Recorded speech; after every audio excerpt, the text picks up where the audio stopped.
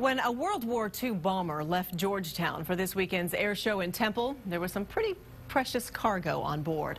A son and a grandson of a decorated Marine aviator carried his spirit for a memorial flight in the skies of Central Texas. But Jim Swift tells us the aircraft, too, is something special. Go. You're first. As Tony Dale climbed aboard the B-25 bomber known as the Devil Dog, he and his father, Alan Dale, knew they were in for a special moment in a special airplane. Most of these boys were 18, 19, 20 years old, and they were out there fighting a war for our freedoms. And, you know, they're now in their 80s, and they're dying daily, and we're going to lose this history.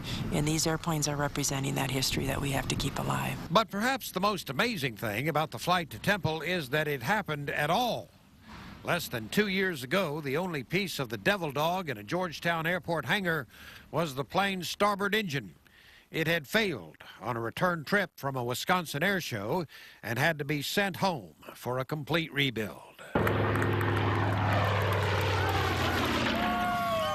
But just 3 months and a lot of fundraising later, the commemorative Air Force squadron that is responsible for the Devil Dog had it back in the sky. We'll go to air shows where we'll give rides and people can experience what a B-25 flies like, and let these people know what our fathers and grandfathers did for the freedoms we have today. This is a picture of my grandfather, Stanley Dale. He was a corporal in the U.S. Marine Corps, and this is his Distinguished Flying Cross. In 1945, Marine Corporal Dale was a 24-year-old turret gunner on a B-25 when he flew some 30 bombing missions over Japanese-held territory in the Pacific. On May 5th, 1945, he flew over Tabera Airfield, which was a Japanese zero base in the South Pacific near Rabaul.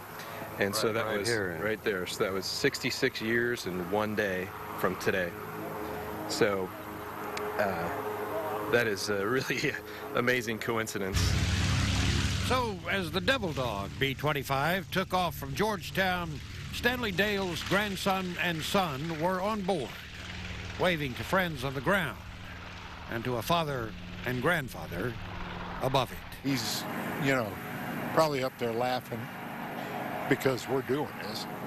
You know, he probably thinks we're crazy. I don't know. He's like a lot of people from the World War II generation that, you know, did their duty and came home and then worked. And so the Devil Dog, like Dale, did its duty, came home, and is now at work, helping us remember.